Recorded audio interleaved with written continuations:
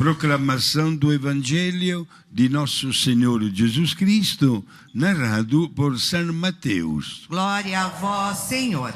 Naquele tempo, enquanto Jesus estava falando às multidões, sua mãe e seus irmãos ficaram do lado de fora, procurando falar com ele.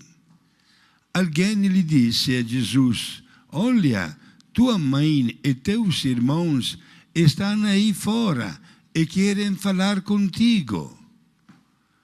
Jesus perguntou àquele que tinha falado: "Quem é minha mãe e quem são os meus irmãos?"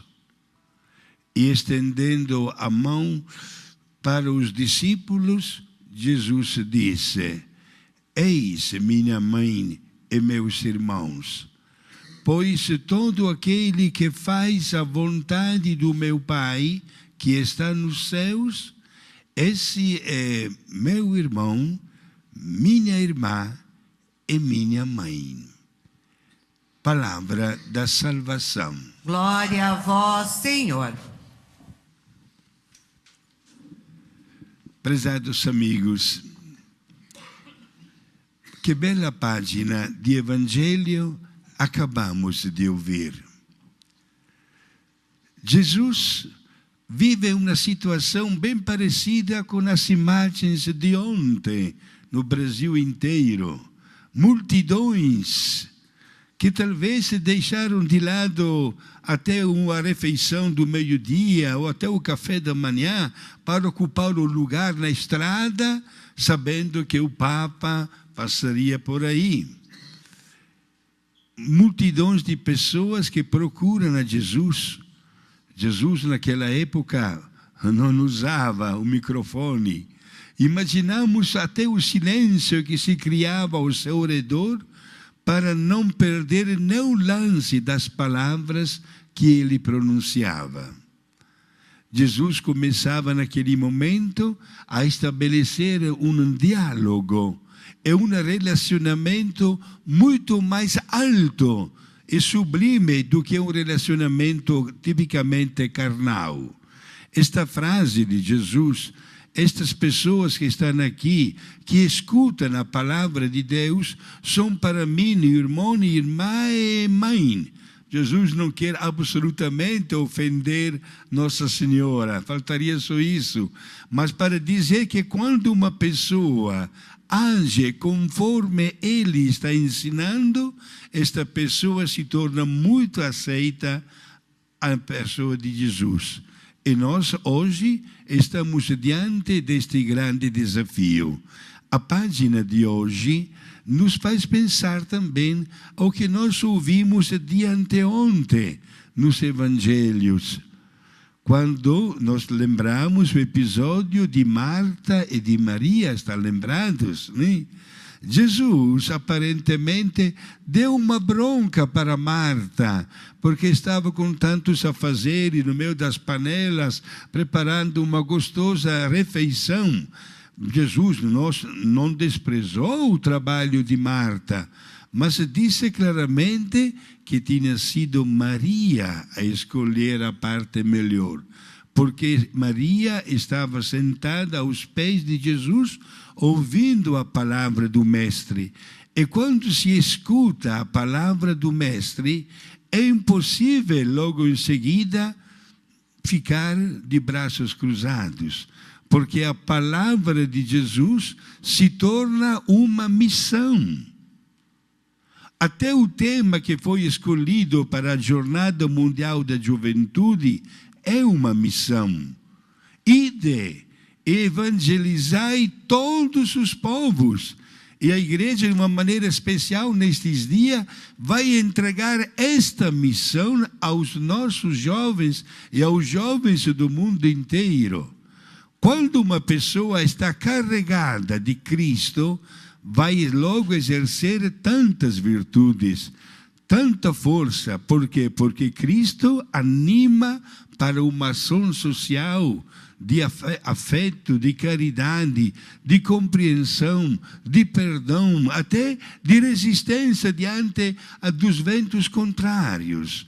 Stava lendo na vida da beata Madre Teresa de Calcutá.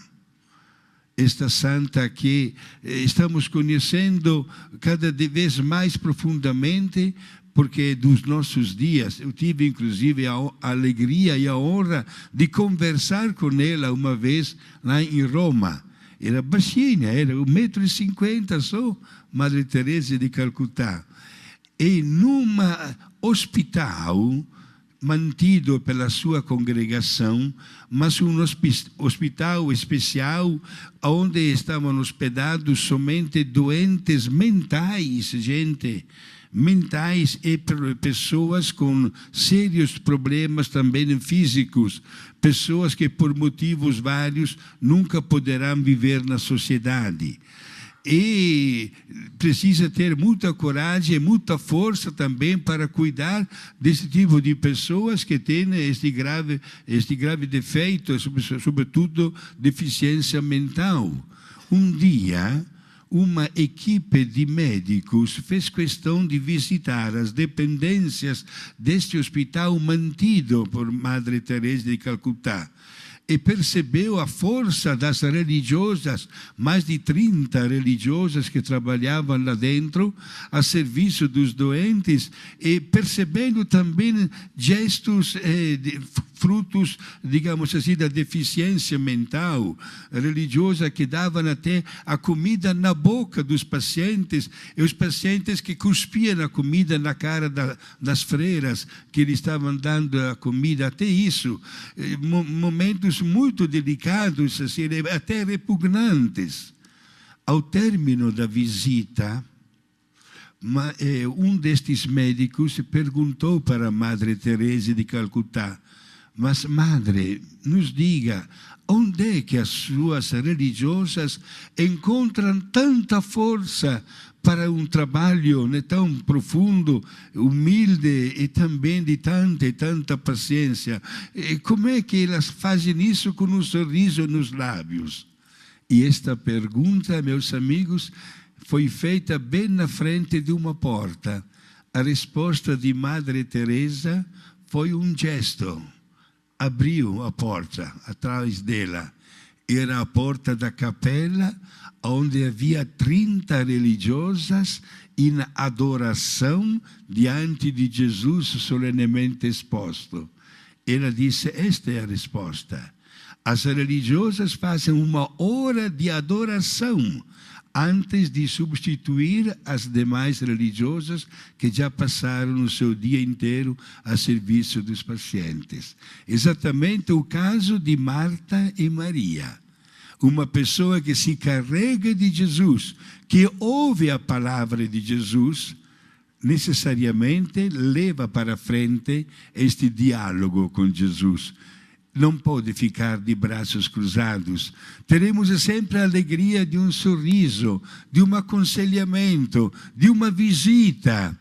Mostraremos a uma pessoa que vive em um clima de depressão que há sempre uma luz no final do túnel, porque esta luz é Deus. E cada um de nós vai experimentar dentro de si a força de ser um instrumento nas mãos de Deus para alcançar este objetivo. Prezados amigos telespectadores, é assim que nós nos tornamos irmãos, irmãs e até mãe de Jesus. Jesus hoje dá uma resposta muito bela, porque somos nós as pérolas preciosas que vivem ao seu redor. Somos nós que sentimos a necessidade de alimentar constantemente a nossa vida espiritual com a presença de Jesus, sobretudo na Eucaristia. Então, no dia de hoje, se você pode comungar, faça-o com profunda fé. Se você não tem possibilidade, faça uma comunhão espiritual, agora mesmo, durante esta Santa Missa, durante os vários momentos do seu dia. Sinta a necessidade de estar sempre ligado a Jesus, porque ouvindo esta palavra e tendo esta alegria deste encontro, tudo se torna muito mais sereno e mais fácil. E nós encontraremos a solução de todas as nossas dificuldades quando estivermos animados pela fé.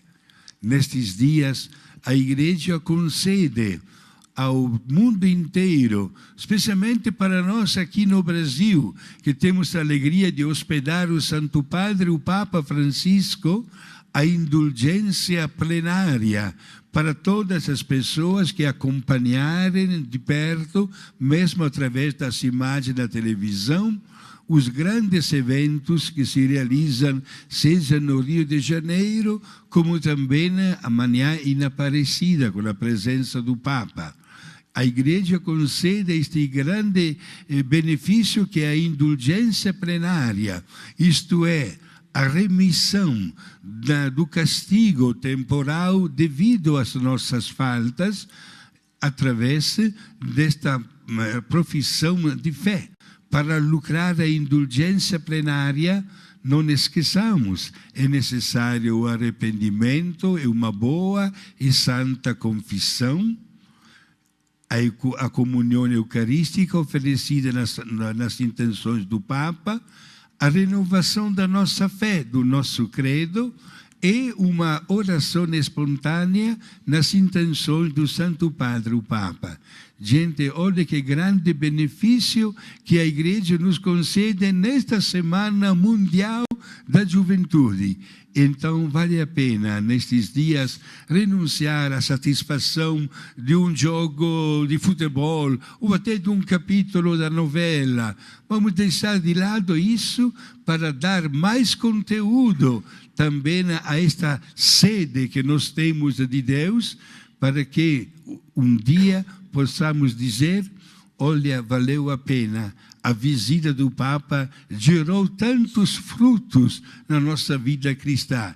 E nós nos sentimos profundamente orgulhosos de dar assim esta nossa bela participação a este grande evento. Meus amigos de Jesus, hoje nos chama de irmãos, de irmãs e até de mãe. Vamos ficar ao lado dele. Com certeza ele nos vai acolher com o seu sorriso e com a sua bênção. Seja louvado Jesus Cristo. Para sempre seja louvado.